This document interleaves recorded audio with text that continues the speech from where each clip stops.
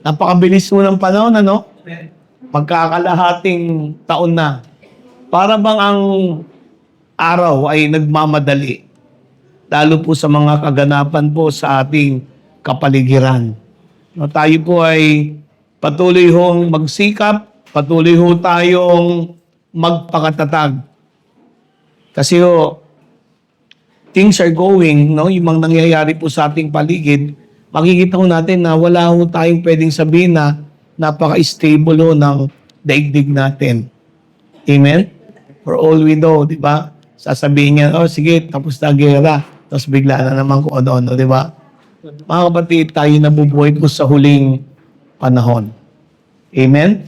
At ngayon pong umaga, gusto ko pong ipagpatuloy natin ang ating mga pag-aaral sa mga bagay ho na makapagpapatibay ng ating pananampalataya. Amen? Natutuwa ho ba kayo sa ating pamamaraan ng pag-aaral? Kasi alam niyo ho, masyado kasing na-stereotype po ang gawain ng Diyos. To the point na inakala ho natin na kapag tayo po ay nagsasagawa ng ating mga pamamaraan, ay sapat po yun. Hindi po yun sapat. Ang nais po ng Panginoon ay makilala ho natin siya. In fact, sinabi ni Lord, ito ang buhay na walang hanggan. Ang makilala ka, ang tunay na Diyos, Ama, at si Jesucristo na iyong isinugo. Ito po yung reason kung bakit tayo nagtitipon. That we may get to know, makilala natin ang Diyos na sinasamba natin. Wag ho tayo matulad doon sa babae, doon sa balon, na nakausap ng ating Panginoon, di ba? Ang sabi ni Jesus doon sa babae, kayong mga Samaritano, no? Hindi nyo kilala ang inyong sinasamba. Dahil akala ng mga Samaritano, sila yung dapat doon sa bundok sumamba, ang mga Hudyo naman doon sa Jerusalem, di ba? At ang sabi ni Kristo, hindi nyo nakikilala ang Diyos na inyong sinasamba. Amen? At ito po ang ating dahilan kung bakit po tayo nagkakatipon-tipon. Dahil yun mismo ang issue na haharapin ng bawat tao sa pagharap natin sa Panginoon. Ang pinaka nakakatakot ho na madinig sa bibig ng Panginoon ay ang sabihin sa iyo, hindi kita nakikilala. I do not know you. Amen? Lord, Lord, sabi niya, mga tao sabi ni Lord, hindi lahat ng tumatawag sa akin ng Panginoon, Panginoon ay makakapasok sa aking kaharian. Ito po ang trahedya ng modern church ngayon. Nakakatakot po talaga. Ang mga nangyayari po sa gawain ng Panginoon ngayon ay dapat pong magbigay sa atin ng sapat na kaseryosohan. Amen? Because alam natin yung mga motion, misa kabisado na natin. Pag pumunta tayo sa church, tatayo tayo, kakanta tayo, mananalangin tayo, uupo tayo. Dito nga, hindi tayo lumulo dahil wala naman tayong luhuran, di ba? Alam natin kung anong gagawin nating susunod. But you see, hindi ho yun ang issue. Ang issue po ay tayo at ang Panginoon. Ikaw at ang Panginoon. Amen? Ang pinakamasaklap, kilala mo si Lord, pero hindi ka niya kilala. Amen? Kasi yung kikilalanin po ni Kristo, yung gumagawa ng kalooban ng kanyang Ama. Amen? Hindi reliyoso. Hindi pastor, ministro, o pari ka man. Kung hindi ka naman nakatutubad ng kalooban ng Panginoon, wala akong silbi yun. Amen? So, saan kung makikita ang kalooban ng Panginoon? Sa banal na kasulatan. Si Jesus ay nagbigay ng mga katuruan. Sa bagong tipan, pinagtibay ito ng lumang tipan. Dahil ang lumang tipan ay anino lamang ng ating Panginoon. Anino lamang ng bagong tipan na itinatag niya para sa ating lahat. At dito po sa banal na kasulatan ay makikita natin ang mga katuruan ni Kristo na dapat po ay ipinapamuhay nating lahat. Amen? Amen po? Okay. ngayong umaga, pag-uusapan natin ang tungkulo sa isang bagay na alam nating lahat. Ano yun? Ito po ay tungkol sa pagpapatawad. It's about forgiving others. Amen? Ito'y binasa ng ating kapatid. No? Narinig natin ang kanyang binasa kanina tungkol ito sa paano ba ako magpapatawad sa aking kapwa. Amen? Alam niyo po, ang issue po ng forgiveness, ang issue po ng pagpapatawad po ay napaka-popular. In fact, sa lahat ng gawain ng Diyos, no, ano man ang denominasyon, ano man ang sekta, ang katuruan tungkol sa pagpapatawad ay pinapangaral sa mga pulpito. Pinapangaral ito sa mga Bible studies. Pinag-uusapan ito sa mga religious circles.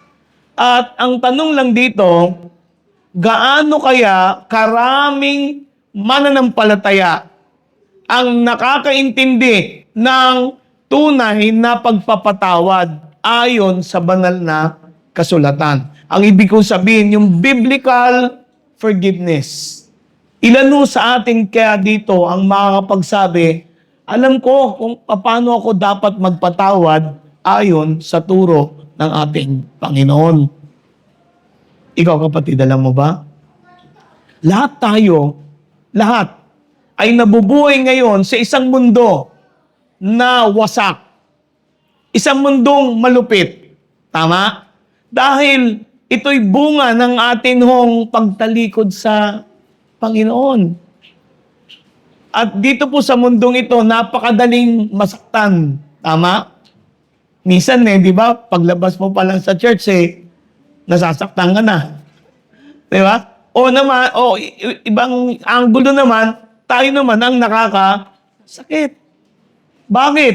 Sapagkat yung araw-araw na pressure yung pressure ng buhay, yung problema pong kinakaharap natin, ito madalas ang nagtutulak sa atin para tayo makasakit at para tayo masaktan. Amen? Alam niyo lalo na ngayon, ang social media, atakin na naman ni Brother Harry, social media. Ang social media po, ang nagsisilbing plataforma ngayon, na para po yung puot, yung galit, yung pangungutya, ay lumaganap sa ating paligid. Napaka-common yung mga comment, diba? Yung bashing, yung mga harsh comment, yung mga pagsisinungaling, yung mga fake news, di ba? Yung mga paninirang puri, yung chismis, di ba? Yung mga walang pusong kritisismo.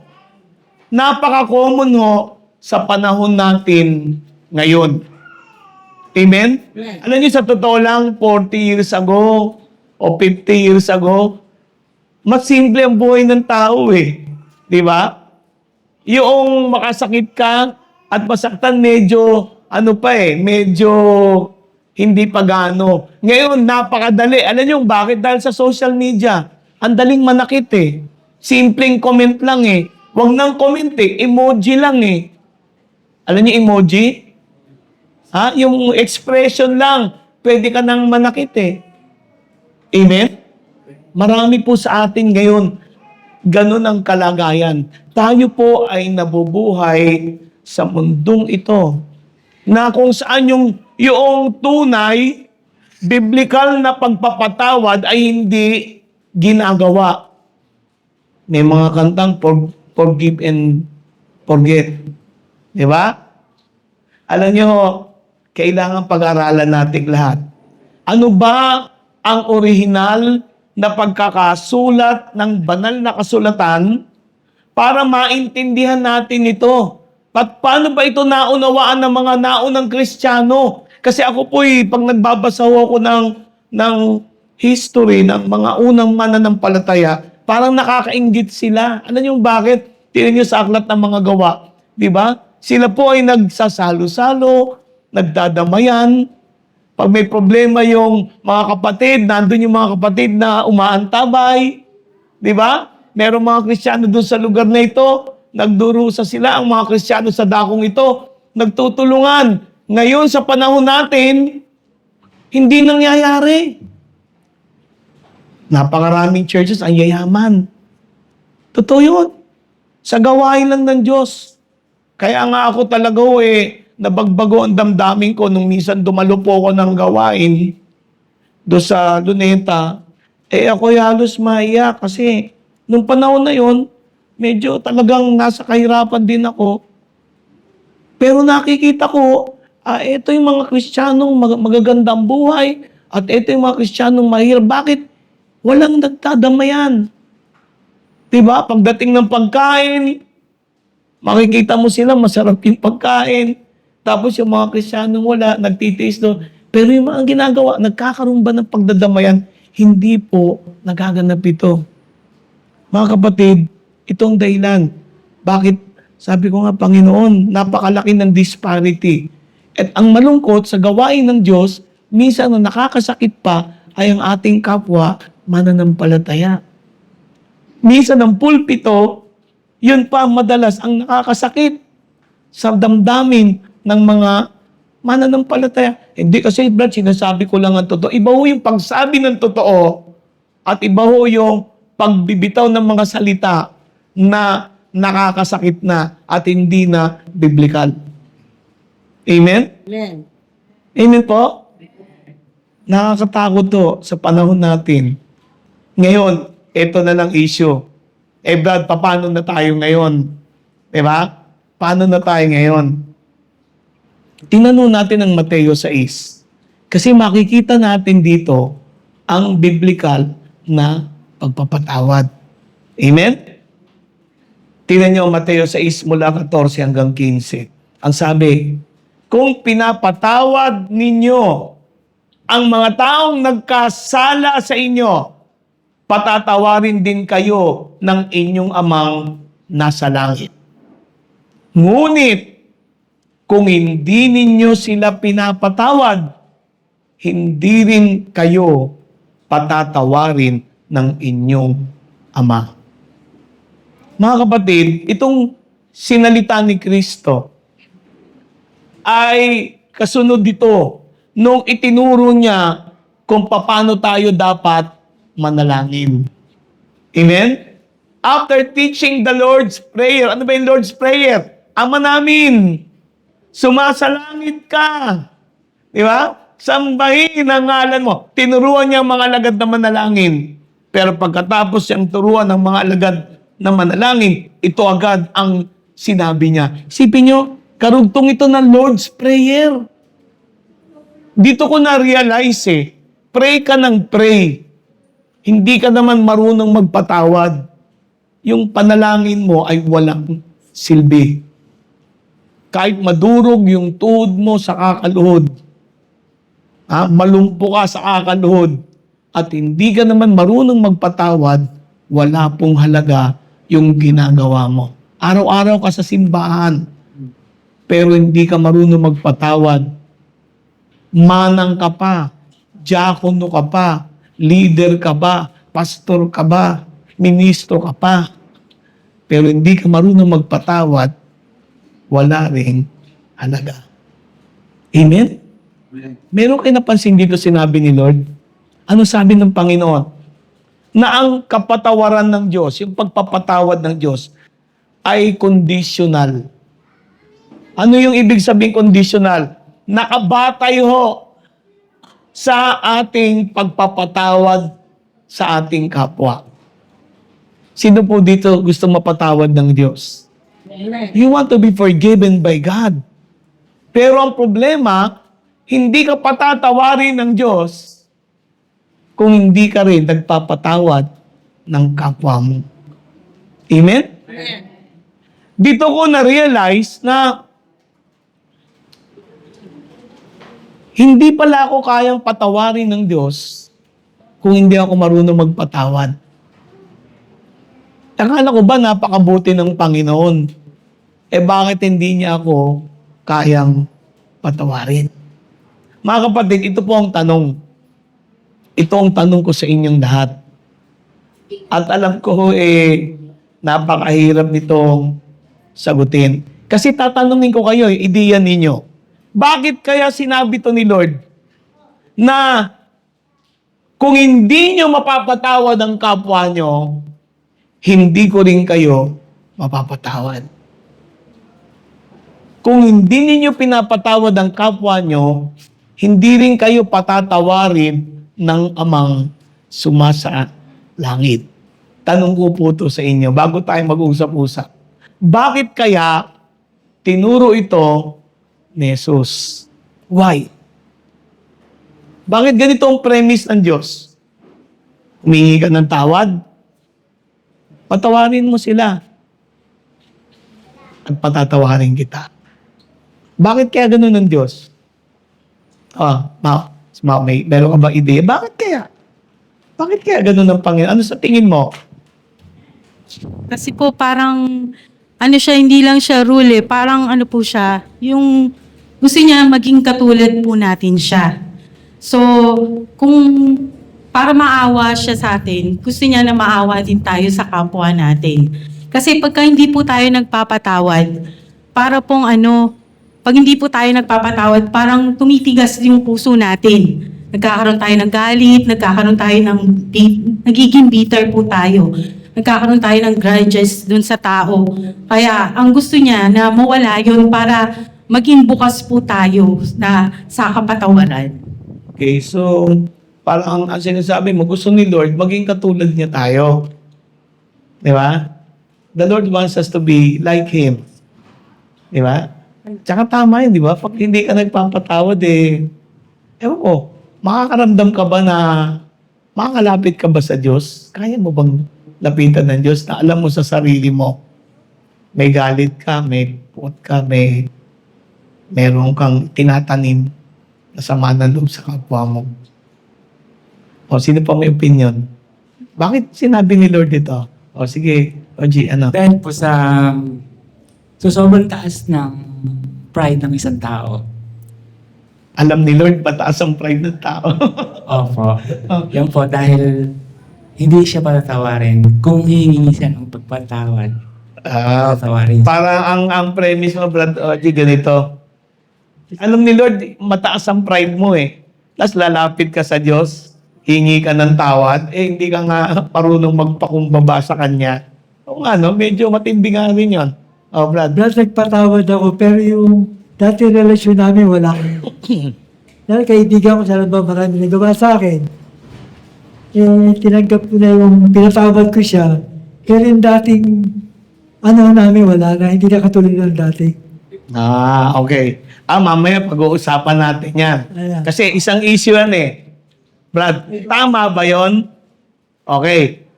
Mabuti honest tayo di ba? Kasi yung forgive and forget, di ba? Hindi naman nangyayari yun Sino nagsasabi nangyayari forgive and forget?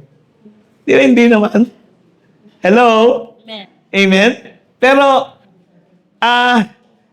matindi rin yung issue na to Mamaya, ito yung pag-aaralan natin. Biblical paano ito inatake ni Lord Paano niya tinuwid ito, paano magpatawad Amen? Okay? Sino pa may opinion dito? May opinion kayo? Sister Tata, may opinion ka? Kasi doon po natin malalaman yung totoong relasyon natin sa Panginoon kapag tayo ay humingi ng tawad sa Kanya at kung meron mang nagkasala sa atin ay patatawarin din natin. Kung ang mangyayari, humihingi tayo ng tawad sa Panginoon pero hindi natin pinapatawad yung mga taong nangihingi ng tawad sa atin. So parang niloloko lang natin ng Diyos. Kasi yung relasyon natin sa Kanya, kailangan, sabi nga, faithful ang Panginoon, kailangan faithful din tayo sa Kanya. So kung magsisinungaling lang tayo at sasabihin natin na, pinatawad ako ng Panginoon dahil sa aking mga kasalanan, pero yung mga taong nanghihingi sa akin ng tawad ay hindi ko mapatawad dahil tao lang tayo. Kaya lang, kung titignan po natin, hindi yun ang totoo Kung totoong mahal mo ang Diyos, lahat ng nagkasala sa iyo, kaya mo ring patawarin. Dahil ang Diyos nga, pinatawad ka. Unang-una, pinatawad ka ni Lord. So, yung kapwa mo tao, anong Anong dahilan para hindi mo sila mapatawad? Okay. So parang kay Sister Tata naman, nakabatay sa relasyon mo sa Kanya. Kung totoong may relasyon ka sa Panginoon, di ba? At mahal mo siya, matututo kang magpatawad. Okay? O, sino pang may comment? O, si Che. Kasi po 'di ba yung utos ni Lord is to love others as you love yourself. Hmm. So parang pag hindi ka nagpapatawad, violation 'yun nung Utos ng nung Panginoon. utos ng Panginoon na mahalin mo yung kapwa mo. Tsaka sinabi niya rin 'di ba na kung ano yung panukat na ginamit mo sa kapwa mo, yun din yung isusukat sa Hmm. Para bang ang sinasabi mo kasi nakapaloob sa utos niya. Mahalin mo ang kapwa mo katulad ng pagmamahal mo sa iyong sarili. So kung hindi ka nagpapatawad, may galit ka. Hindi mo mahal kapwa mo. Di ba? Amen? Okay, sino pa ho? Sister. Sister Catalina. Ayan, dito. Di ba? Ganda. Marami tayong natututunan, ano? Kasi Brad, by nature, ang tao, nakikita lang yung pagkakamali ng iba. Pero yung sa sarili niya, hindi niya nagagawang gawin yung nararapat. Nagpapatawad nga, pero sa puso niya, hindi naman totoo. Kumbaga, ang tao, sarili lang niya, yung iba nakikita, pero sarili, hindi. Tama rin, ano? Meron pa? Ay ka, Brad Joey, may comment ka ba? Si Brad Joey, gusto kong marinig to minsan Mga comment nito Anong tingin mo? Bakit ba inutos niya to? Kapag madami po yung puso, hindi po pakinggan ng panalangin natin. Kasi yung puso ang issue, no? Para ang punto mo, yung hindi ka nagpapatawad, yung puso mo, yun ang, kumbaga, hindi naman tama, hindi ka rin pakikinggan ng Panginoon. Kumbaga, malayo, yung heart, ibig sabihin ni Brad Joey, yung puso ay napaka-importante sa ating Panginoon. Meron pang pahabol? Meron pang pahabol?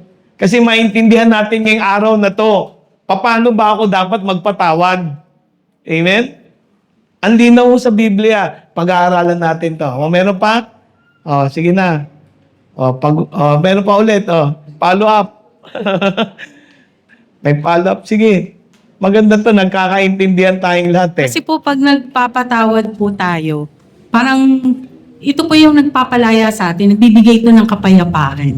Kaya mas maganda po yung nagpapatawad po tayo. Kumbaga kasi yung pagpapatawad, ang epekto nito sa'yo, lumalaya ka. Gumagaan. Sa bagay totoo, di ba? Gagaan yung pakiramdam mo. Sino po dito gusto yung, alam mo, wala kang kalaban, wala kang kaaway. Kung meron man may galit siya, hindi mo nahawak yun. Pero ikaw, wala kang daladalang anumang bagahe sa buhay mo. Amen? Makakatulog ka ng mahimbing. Amen? Okay. Para maintindihan natin ito mga kapatid, gusto kong tignan natin yung insidente. Kasi hindi lang ito Yung binasa natin ay binanggit ni Kristo nung ituro niya yung tungkol sa panalangin. At sinundan niya ito ng tungkol sa pagpapatawad. Meron bang insidente sa Bible na natakil ito ng mas malaliman? Is there an incident sa buhay ng Panginoon na tinalakay niya ito ng malaliman tungkol sa pagpapatawad? At dito makikita natin mga kapatid sa Mateo 18. Dito natin makikita yung paliwanag ni Kristo kung ano ba ang kahulugan ng pagpapatawad ayon sa kanyang pananaw. Amen? According to the Lord Jesus Christ, what is forgiveness? At dito makikita natin sa Mateo 18, verse 21 to 22, lumapit si Pedro at nagtanong kay Jesus, Panginoon, ilan beses ko po bang patatawarin ang aking kapatid na nagkakasala sa akin? 7 beses po ba? Sinagot siya ni Jesus, hindi 7 beses, kundi 70 ulit na 7.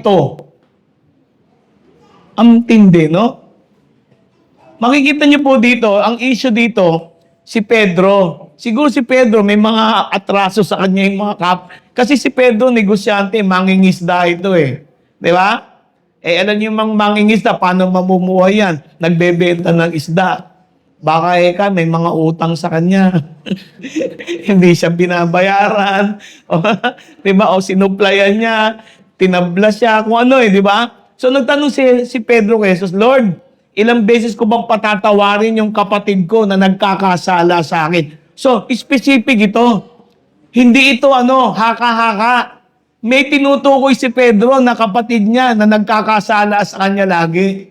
Ilang beses po ba? At ang sabi ni Pedro, pitong beses po ba? Alam niyo, nung panahon nila Pedro, ganito po yung kwento dyan eh. Nung panahon nila Jesus, ang turo ng mga rabbi, yung mga tagapagturo, yung mga pastor, kumbaga mga ministro, ang sabi ng mga ministro ng panahon nila, ang sabi nila, pwede mong patawarin yung kapwa mo hanggang 3 beses.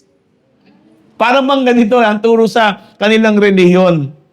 Pag ang tao nagkasala sa iyo ng 3 beses, strike out. Diyan na dun sa baseball eh. Di ba? Kasi sa basketball, hindi yata 3 eh. Ilang beses ang foul eh. Di ba? Bago ma-foul out, di ba? Pero sa kanila, pag yung kapwa mo, nagkasala sa iyo, 3 beses ka nang nagpapatawad sa kanya, yung pang-4, absuelto ka na sa Diyos. Pwede mo nang di patawarin yun. Yun ang turo nila. Ang ginawa ni Pedro, para namang mas mabuti siya kaysa sa mga Pariseo at mga rabbi, ang sabi niya, 7 beses po ba? Actually, 3 lang ang turo eh. Ang sabi ni Pedro, Lord, ako, 7. 7 beses nang may atraso sa akin itong taong ito. 7 beses ko po bang dapat patawarin ang aking kapwa? Napaka-generous na nun. Kumbaga, nakakapito ka na. Di ba? Sa magulang nga, yung bata, pag binilangan ng 3, palo na. Di ba? So, makikita ho natin dito na si Pedro may pagka-self-righteous. May pagka-self-righteous siya. Sabi ng mga Pariseo, turo sa amin 3 eh. Ako, Lord, paano 7? Okay na po ba yung 7? Sinagot ni Jesus. Sabi niya, hindi 7 beses. Nakita niyo ang Panginoon? Direct siya. Walang paligoy-ligoy kay Pedro. Hindi 7 beses, Pedro. Sabi niya, mali ka. Mali ang pagkaintindi mo tungkol sa pagpapatawad. Hindi 7 beses. Ang sabi niya, kundi 70 ulit na 7. Makikita ho natin dito, ang sabi niya kay Pedro, gusto mong mapatawad ang kapwa mo? 70 ulit na 7. 70 times 7. Kapatid, ilan yun? May calculator ka? 490. Halos 500 beses. Palagay ko naman, pag kaya mo patawarin ng 490 times, yung susunod dun, hindi ka na masasaktan eh. Hindi ka na mapipikon. Hindi ka na magagalit, di ba? Amen? Yan ang tanong ko dito. Ito yan eh. Bakit? Nung binabasa ko po ito eh. Bakit, Lord? 70 times 7? Bakit 70 ulit na 7? Ako dapat magpatawad sa aking kapwa. At ang tanong ko dito, ano ba ang pananaw ni Kristo tungkol sa pagpapatawad? Alam niyo, napakaganda ho ng turo ng Panginoon.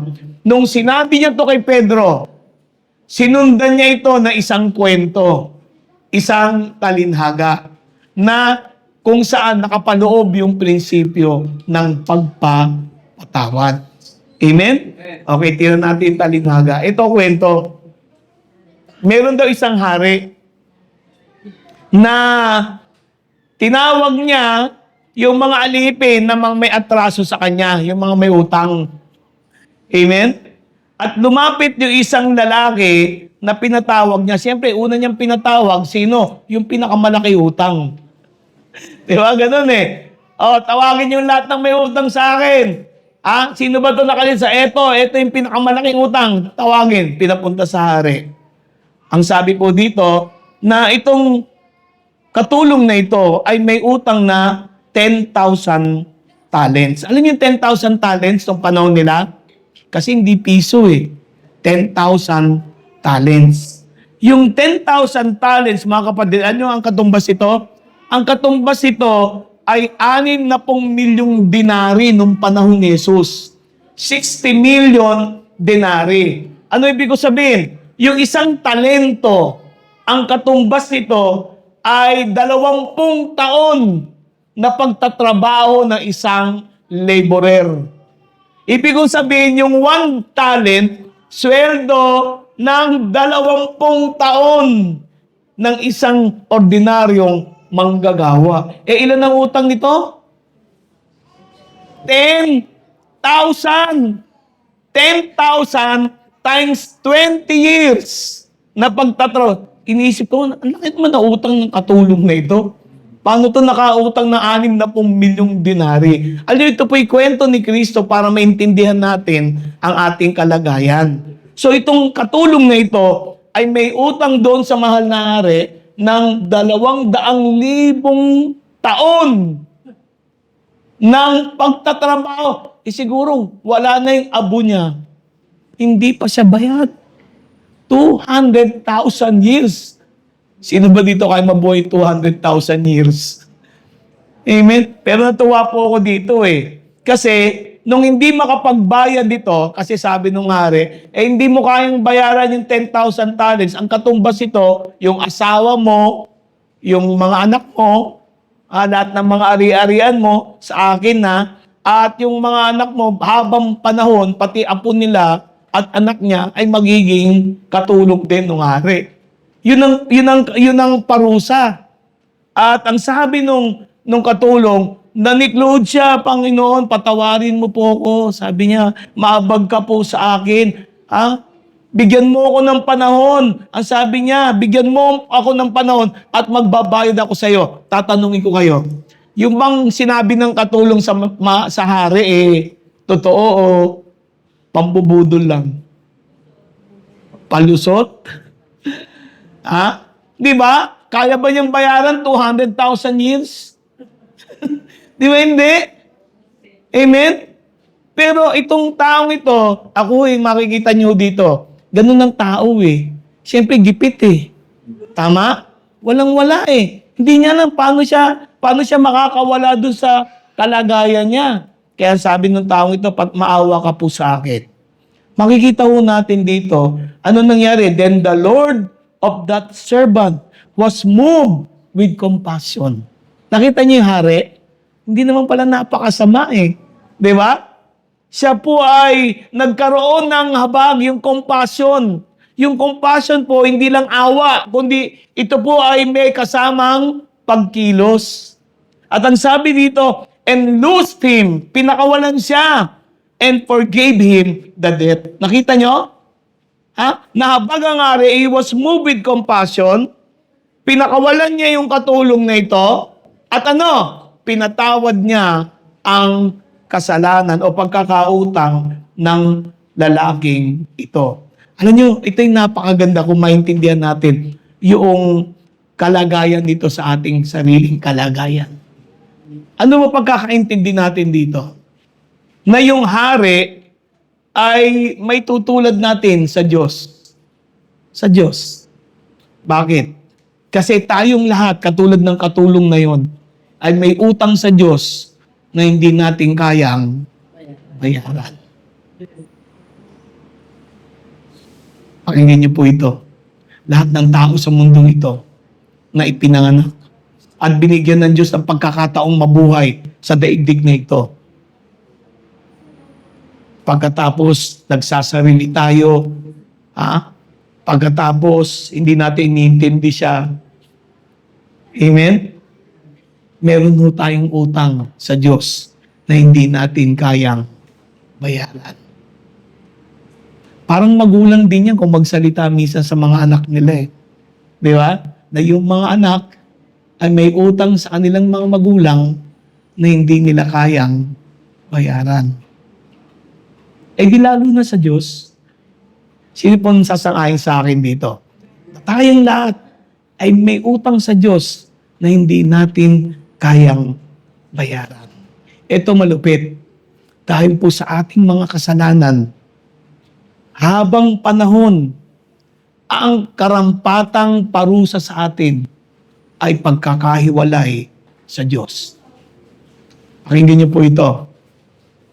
When judgment comes, wala hong tao na pwedeng humarap sa Diyos at sabihin niya, Panginoon, wala akong atraso sa iyo. Amen? At dahil dito lahat po tayo ay tiyak na meron ng kaparusahan na hindi natin kaya bayaran magpakailanman. Ito po ang problema sa gawain ng Panginoon ngayon. Ang simbahan o ang gawain ng Diyos, kumbaga binubuksan natin ang gawain para masabihin sa tao, sige, halika, pumasok ka dito, God is good. Yes, the Lord is good. Pero minsan, ang nangyayari, para bang ang Diyos pa ang may utang sa tao? Para bang ang Diyos pa ang may utang na loob sa bawat isa sa atin. Ewan ko, ako'y nahihiya po sa aking sarili. Ito na lang ho ang magagawa ko para sa Panginoon. Hindi ko pa kayang gawin, di ba? Ang pakiramdam ko nga, kulang pa eh. Pero hindi ko kayang isipin na, para bang, Lord, nandito ako sa gawain na dapat matuwa ka. Parang ang Diyos pang may utang na loob sa atin. When in reality, kaya tayo nandito dahil lamang sa habag at biyaya ng Diyos. Sino po humihinga pa dito? Lahat naman, di ba? Kaya kayo nandito eh. Pasalamat po tayo sa Panginoon na napakabuti. Amen? Amen? At alam niyo, totoo dito, kailangan nun natin humingi ng awa, ng habag sa Panginoon. You cannot come before God without begging and seeking His mercy and grace. Amen? Amen? Alam nyo, yun na nga lang ang magagawa natin, magpakumbaba tayo sa Diyos at humingi tayo ng awa at habag niya. Pero ito sasabihin ko sa inyo, ang ating Diyos ay napakabuting Diyos. Dahil yung hari na ito, nung makita niya yung katulong o yung alipin na naniniklod sa kanyang harapan, amen? Humingi ng habag sa kanya. Anong sabi nung hari? He was moved with compassion. Ganun no ang Diyos. Kaya pala sabi ni Kristo, ang sino mang lalapit sa akin, kahit sa papaanong paraan, ay hindi ko itataboy. Kaya nga tayo po, yun ang sinasabi natin. Ako'y natutuwa sa inyo at nagpapasalamat ako sa Panginoon na nandito kayo. Pero gusto kong sabihin sa inyo, dahil ang Diyos ay mabuti, hindi niya tayo kayang at hindi niya gagawing itaboy tayo. Kaya ako kahit mismo ko, hindi ko pwede itaboy kayo. No. Dahil ang Diyos hindi niya tayo tinataboy. Kung lalapit tayo sa Kanya ng may pagpapakumbaba. Amen? At makikita ko natin na ang Diyos, willing siya na pakawalan tayo. Kalooban ng Panginoon, willing siya, bukal sa puso niya, na tayo ay patawarin sa ating mga pagkukulang, sa ating mga pagkakautang sa Kanya. Amen? Amen? So nakikita niyo to, ang Diyos natin kung sino siya. God is really a good God. Yung utang ko na hindi ko kayang bayaran, kayang patawarin ng aking Panginoon. Amen? Yung utang natin na hindi kaya nating bayaran, kaya tayo ng Diyos pakawalan sa ating kalagayan na yun. That is how good God is. Ewan ko kung nakikita niyo po ito mga kapatid. Amen? Okay. Hindi natin ito masyado ma-appreciate kasi hindi natin alam yung original kung paano ito isinulat. Amen? Ngayon, bubuksan ko sa inyo, dito po sa talinhagang ito, ay may 3 elemento na nakapaloob tungkol sa tunay na pagpapatawad. It's about true forgiveness. Amen? At yun ang pag-uusapan natin. May 3 sequence yan. Okay, tingnan mo natin ito. Ang una pong nangyari, ang sabi dito sa verse 27 na ito, ang hari was moved with compassion. Ang word na ginamit dito mga kapatid ay splagnisomai. Ang hirap banggitin eh. Parang siomay eh. Splagnis. Parang pinaghalong spaghetti at saka siomay. Splagnisomai. Ang ibig sabihin nito, yung bang iyong belly. Ano yung belly? Ano yung dito? Tawag dito? Tagalog kayo eh. Tiyan, laman loob. Yung bituka mo. Sabi dito, nung makita nung hari, yung katulong na humingi ng tawad, may nangyari dun sa hari, may naramdaman siya sa kanyang kalooban. Yung kanyang gut, yung kanyang belly ay parang nagre-revolusyon. Something is happening inside the king. May nangyari sa kaibuturan, yun na lang, kaibuturan ng hari. Yung pala yung pagpapatawad sa nagsisimula. Something involuntary. Hindi galing sa isip. Dito, sa kaibuturan mo. What's inside of you. Amen? Amen?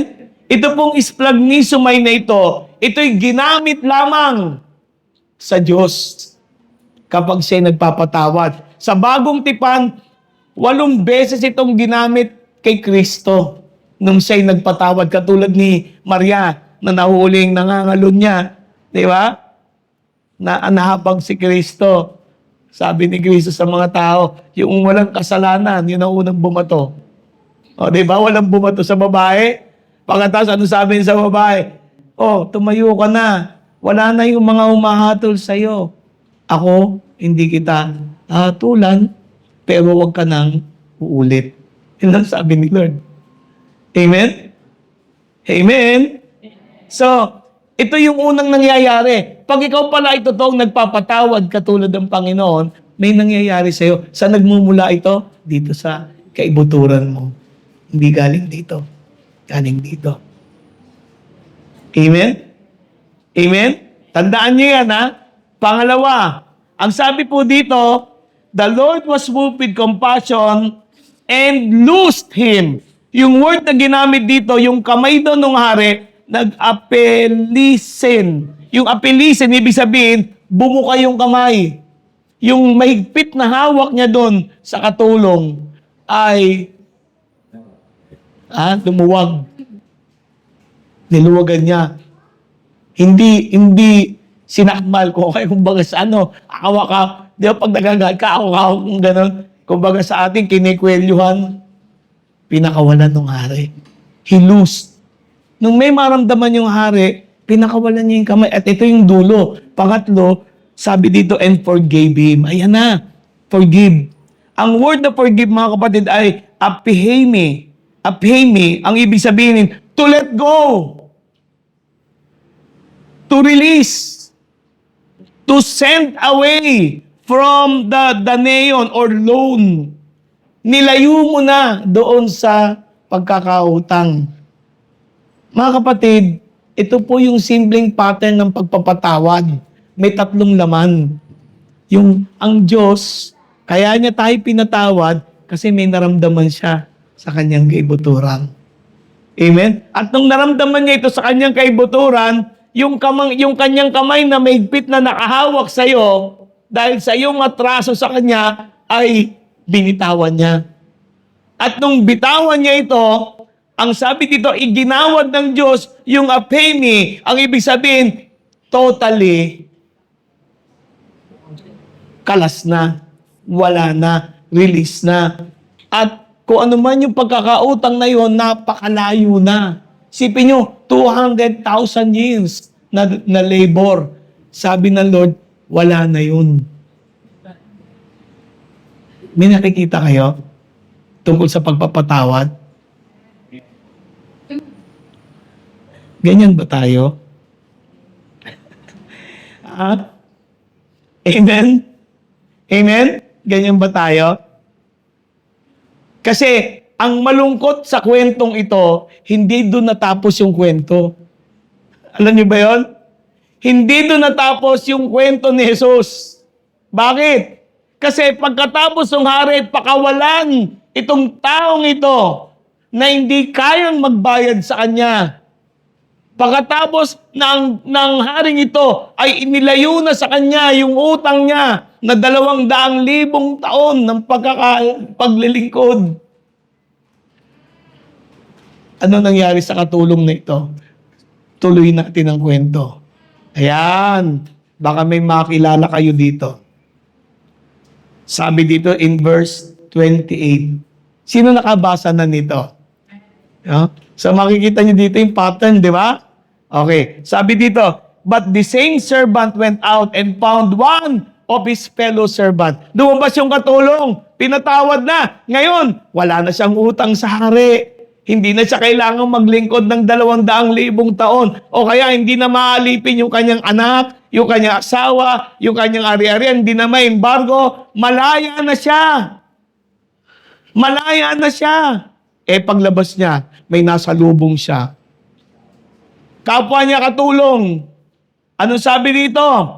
Yung katulong nito, ang utang ay ano? 100 denaryo lang. Maliit, di ba? 100 denaryo. Napakaliit. Amen? Amen po? Kumbaga sa 100 piso. Amen? So, ang sabi niya dito, nung makita niya yung lalaking may utang sa kanya na 100 na denari. Makikita ho natin dito, ang katumbas ng utang ng lalaking ito ay 3 buwan na trabaho. 3 buwan. Ang utang niya ilan? 200,000 taon. 200,000 years na labor. Ang may utang sa kanya ilan? 3 buwang sweldo. 3 months. Pwede naman i-3 gives yun, di ba? 3 months. Anong ginawa niya? Ang ginawa niya, tingnan niyo hinawakan niya ito, he laid his hands on him, took him by the throat. Tingnan niyo, di ba? Sinakal. Hawak-hawak, kinelyuan. At pagkatapos, ang sabi po dito, bayaran mo ako kung ano utang mo. And his fellow servant fell down at his feet. Katulad din niya, lumuhod itong katulong na ito, may utang ng 3 buwan. At tumingi ng abag sa kanya, bigyan mo ako ng panahon, babayaran kita. Ano sabi ng lalaki ito? Hindi siya pumayag. He would not, but went and cast him into prison. Ito malupit, pinapulis. Dinala sa presinto at pagkatapos, pinakulong ang lalaking may utang sa kanya ng 3 buwan. Ito malupit. May mga witness. Kumbaga sa meron nagse-cellphone, na-videohan. Di ba? Na-videohan. At pagkatapos ma-videohan, itong mga katulong nito, sabi nila, hindi pa itong taon to pinatawad ng hari, sobrang laki utang nito. Tapos ito, lit-lit ng utang, hindi niya mapatawad. Sumbungan natin. Sinumbong sa hari. Sinumbong. Pakinggan niyo po ito. Ano kaya hindi rin tayo mapapatawad ng Diyos kung hindi tayo marunong magpatawad? Kasi yung taong may atraso tayo na hindi natin pinapatawad, magsusumbong din yan eh. May magsusumbong at magsusumbong eh. Yung mga tao sa paligid natin eh. Di ba? Hello? Ibig ko sabihin, may witness. Sabihin mo sa tabi mo, kapatid, may witness. Hindi ka makakawala. Lahat ng ginagawa natin, alam ng Diyos. Amen? Amen. Amen? Okay. So, nung malaman ng mga katulong, lumapit sila sa hari. Mahal na hari, yung lalaking pinatawad mo ng 200,000 taon ng pagkakautang, Pinakulong yung kapwa niya alipin na 3 buwan lang ang utang. Nagalit po yung hari. Anong ginawa ng hari? Pinatawag yung katulong. At pagkatapos dumating yung katulong, ang sabi niya, napakalupit mong alipin. You wicked servant. Ang sabi niya, pinatawad kita sa lahat ng utang mo dahil hiningi mo ito sa akin. Sabi niya, hindi ba dapat nagkaroon ka rin ng habag sa kapwa mo? Kung paanong nahabag din ako sa iyo? Alam niyo, sa galit ng hari, ang sabi dito, dinala niya ito sa tormentors. Hindi sa pulis. Saan? Sa tormentors. Ano ba yung tormentors? Yung mga nagpaparusa. Yung baga, yung pulis, kukulong ka lang. Ito hindi eh. Totorturing ka. Amen? Kumbaga sa pahihirapan ka. At ang sabi dito, he delivered him to tormentors till he should pay all that was due to him. Tingnan nyo, paano babayaran yon? Hindi siya makakawala. Amen? Amen po? Alam nyo, yun din ang tanong ng hari eh. Sabi niya, hindi ka nag-ispagli ni sumay sa kanya. Hindi ka nahabag sa kanya. Hindi mo rin siya pinakawalan sa kanyang pagkakautang. Amen? Alam nyo, pakinggan nyo to. Dito nagbago yung kwento. Yung katulong, kaya lang niya ipakulong. Pero yung hari, kaya nung hari, ipataw yung parusang karapat-dapat sa kanya. Amen? Ito po yung tumutukoy sa Tukulo ito sa paghuhukom natin. God will judge us. And then when God will judge us, He will exact hingin niya yung hustisya na karapat-dapat sa lahat ng ating pagkakautang. Amen? Amen po?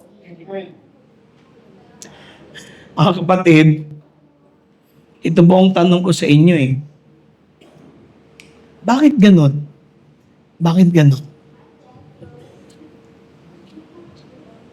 Kasi sabi ni Kristo doon sa 35, tingnan nyo, gayon din, di inulit na naman, di ba?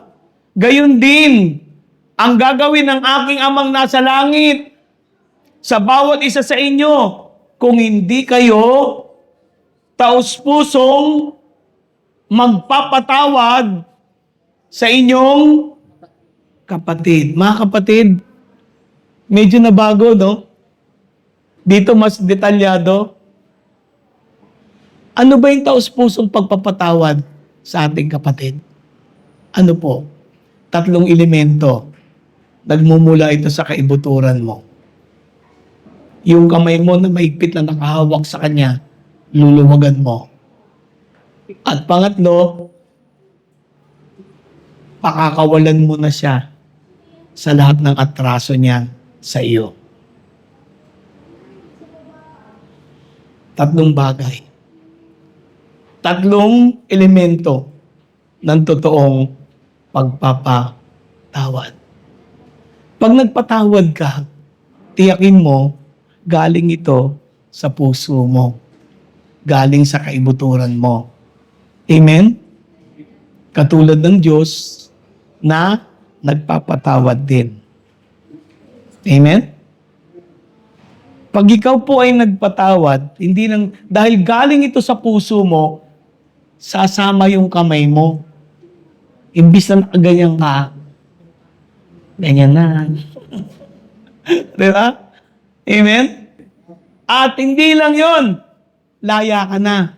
Malayo na sa yun. Ibig sabihin, ilayo mo na yon, yung atraso mo. Hindi ko na uuriratin yon. Although, ang tanong kasi ni Brad kanina Brad, anong gagawin ko? Pinatawad ko yung kapwa ko. Paano? Nakikita ko pa yan. Ano dapat ang damdamin mo? Dapat katulad ka ng hari. Laya na.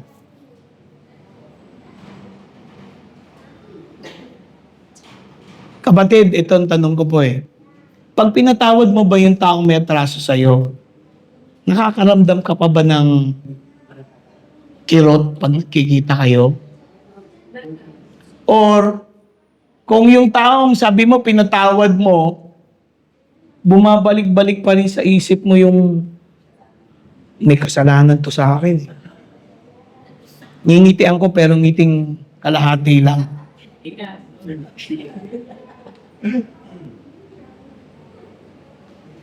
Kasi kung hindi mo kayang gawin yon, yung mula sa puso mo, hindi mo pagpapatawad yun eh.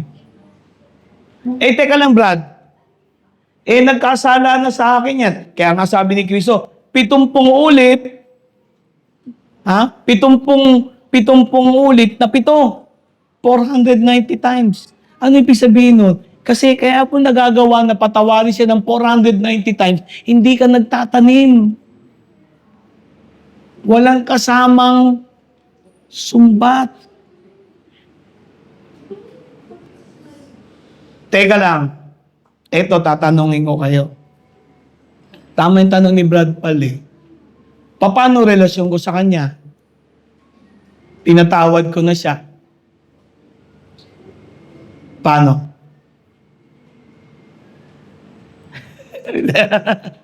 Bibigyan ko kayong kwento. Hindi to gawa-gawa.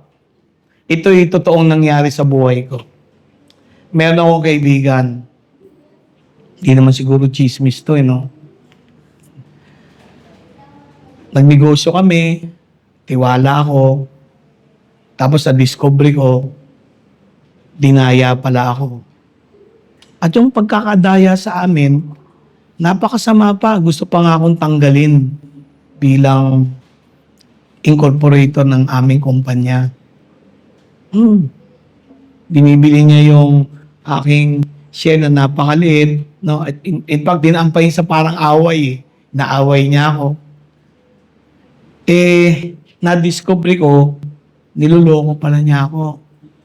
Kasi yung kumpanya namin, lumaki na. Lumaki na. At yung bahagi ko, 1/4 ng kumpanya, 25% ng kumpanya ay pag-aari ko. Nalaman ko yun.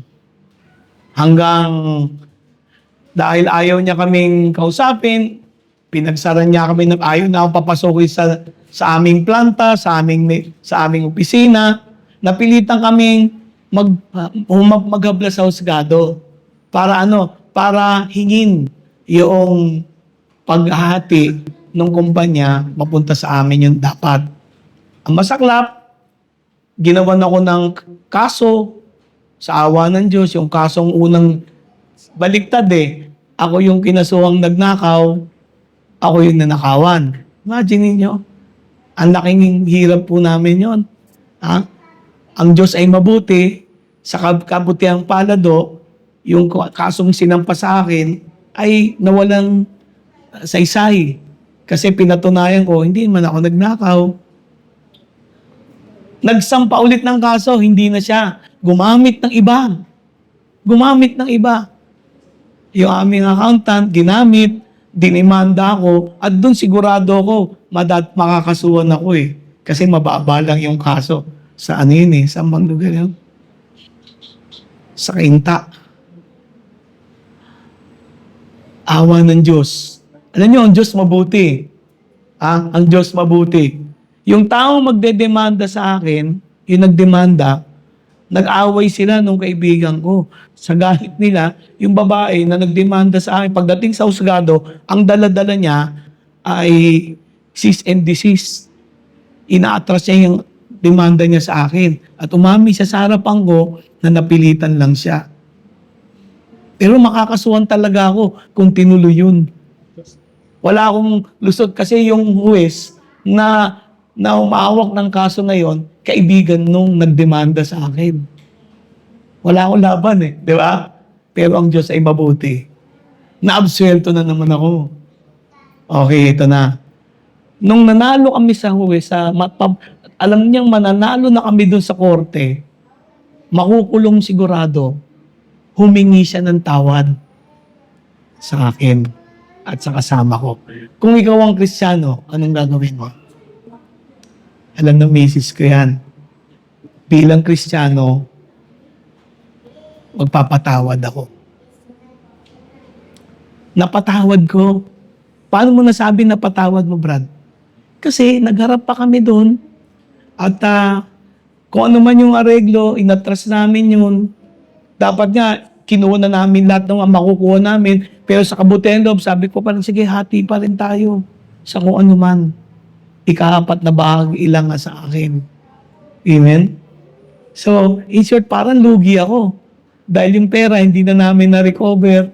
Yung planta, hindi na namin na-recover. Yung konting equipment, yun na lang, hindi pa namin ma-recover. Ika-4 na bahagi lang ako. Pero nagpatawad ako eh. Amen? Amen?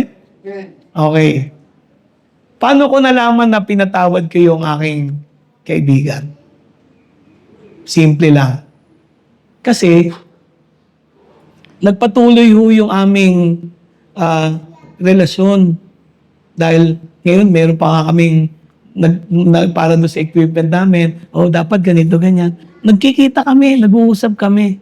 Totoo yun, nagte-text pa nga ako eh. Nagte-text pa sa akin.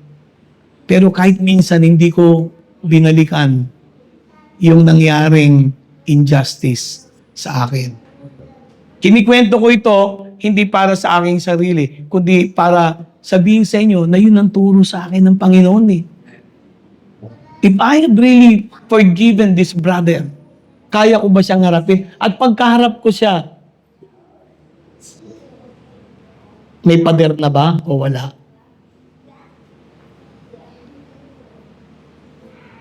Hello? Yung ang pinanggalingan kong kumpanya, di ba ilang beses akong iniisahan din no, kaya ako napilitan mag-resign eh. 3 beses yata. Ginugulangan ako. Pero 3 beses ko binapatawad. At alam niyo, pinatawad ko yun hanggang ngayon. Nung nakaraang taon, humingi siya ng tulong, tinulungan ko pa rin. Pero nagkikita kami. At tuwing nagkikita kami, pinapakiramdaman ko sarili ko. Wala nang pagbabalik, wala nang tawag doon, replay. Ano relasyon ko sa kanya ngayon? Marahil hindi na katulad nung ganong ka-close, pero yung relasyon ko sa kanya, kaibigan pa rin. Oo.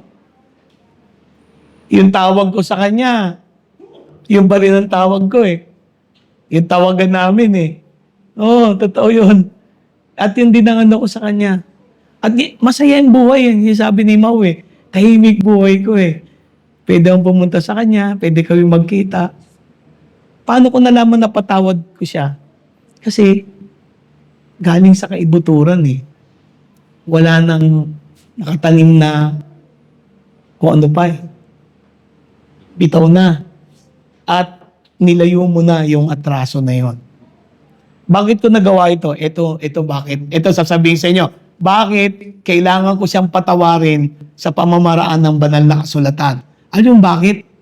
Kasi pagdating ng paghuhukom, ang standard ng Diyos sa pagpapatawad, kung ano yung standard niya, yun din ang gagamitin niya sa akin. Hello? Ano yung standard ni Lord? Ito yung pagpapatawad eh. So pagharap ko sa Kanya, nagawa ko rin ba yung pamamaraan ng pagpapatawad na itinuro niya sa ating lahat? Then, and only then, pwede akong malayang humarap sa Panginoon na alam ko, tatanggapin niya ako. Amen?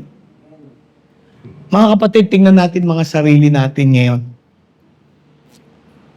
Pag pinatawad mo yung kapwa mo, layang na yan. Teka lang, Brad, forget. Maaaring hindi mo makalimutan dahil bahagi na ng alaala mo yun eh. Pero kaya kong alalahanin yun na walang kurot sa dibdib. Walang sama ng loob. So yung forgive and forget, Hindi naman posible yun eh. Pero, pwede mo siya talaga siyang i-forgive. Kahit na hindi mo na po-forget, walang pait, walang sama ng loob, walang inis, walang sumbat. Mga kapatid, pakinggan niyo po ito. Pag umarap tayo sa Diyos, tandaan niyo po ito. Kahit sabihin mo, hindi ako Kristiyano, yung pamantayan ng Diyos ng pagpapatawad, yun din ang pamantayang gagamitin niya sa iyo. Dahil sa susunod na linggo, ang pag-uusapan natin ay tungkol sa paghatol sa ating kapwa. Kasalanan ba na humatol sa ating kapwa? Pinagbawal ba ito ng Biblia? At kung ako ito'y hahatol, paano ko siya hatulan na hindi ako nagkakasala? Amen? Amen? Kasi kagaya ito, pinatawad ko yung kapatid ko eh. And because I have forgiven him, I am judging him based on what God wants and how God wants it, kaya ako nakakaharap sa kanya. Pwede kaming mag-soft drinks, pwede kaming magkape, pwede kaming magbiruan, pwede kaming ganun pa rin. Amen? Amen po? Amen. Pero mas matalino na ako ngayon. yun eh. Parang yun sa boss ko eh. Pinapabalik pa nga ako nun eh. Sabi ko, boss, magkaibigan na lang tayo. Kasi alam ko na style mo ng negosyo. Eh baka mag-away pa tayo. Di ba? Hindi ko na mababago yun eh. So mabuti pa, ganito tayo. Pero magkaibigan kami. Tulungan na lang kita pag kailangan mo. Ganun lang. Amen? May natutunan kayo? O meron pa bang gusto mag-react dyan? So alam niyo na paano biblical na pagpapatawad? Paano? Galing sa kaibuturan. Susunod ang kamay mo. Pakakawalan mo yan. At yung pagpapatawad, ilalayo mo na yung atraso niya. Hindi mo na gagamitin yun na batayan para sa iyong relasyon sa Kanya. Ayan. Amen? Amen? Amen. God is good. Amen. Amen? Sino may natutunan ngayong maga? Ha? Sa Sunday, huwag kayong mawawala. It's about judging others. Yan. Alam ko, interesado kayo dito eh. Paano ba ako maghahatol sa aking kapwa?